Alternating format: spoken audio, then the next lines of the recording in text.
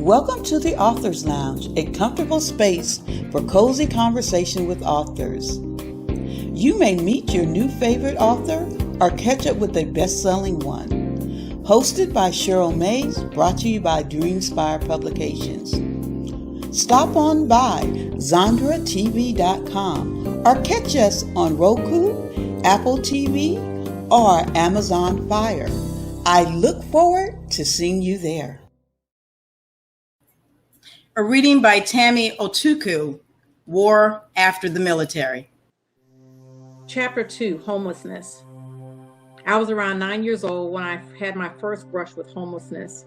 My father driving me and my brother to the store, and I was sitting in the back of his car gazing into the distance. As we pulled up to a stoplight, I saw a man standing on the side of the road in his army fatigues. I was excited to see who the man was. Living on an army base, it was not unusual to see soldiers walking down the street. Maybe I knew this man. What was this soldier doing standing on the street, I wondered. As we drew closer, I could tell something was off about this soldier. His uniform was dirty and disheveled.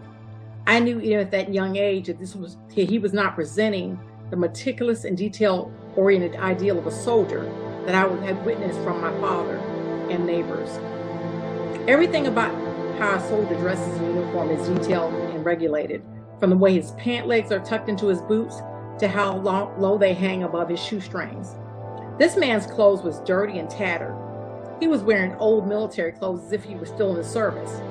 It was as if he was caught up in a time that had passed him by. I looked at my father, who was a ranking non-commissioned officer. I'd seen him rake soldiers over the coals for much less, I thought. Ooh, Daddy is going to let him have it. As I pulled to the light and stopped, my father rolled down the window. My shoulders tensed as I prepared to cover my ears from my father's tirade. Instead, my father pulled out $1 and gave it to the man. "Thank you, sir," the man said to my father. I can remember so vividly the helpless and defeated look in his eyes. My father nodded and said, "Carry on, soldier," affording the man his dignity every veteran should have. The man picked up his cardboard sign and continued down the row of cars asking for money. "Daddy, why did you give that man money?" "Because he was homeless, baby. He doesn't have anywhere to live. He served his country, so we need to help him now." I remember feeling so confused about seeing this person in that condition. How could it be that a person who had served their country was now alone on the side of the road begging for money from strangers? My father had served in the military. My neighbors and friends had all come from the same background as this man. Could we all become homeless like him?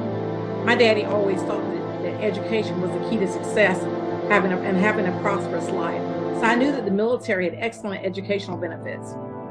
Why didn't that man's education protect him from homelessness?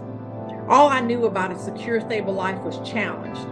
The thought that someone could end up like this was very disturbing and puzzling to me.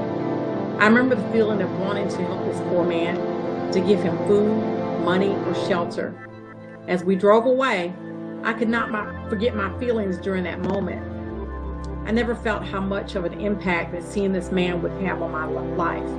I had so many questions, not knowing I would get a true understanding of this person's plight firsthand.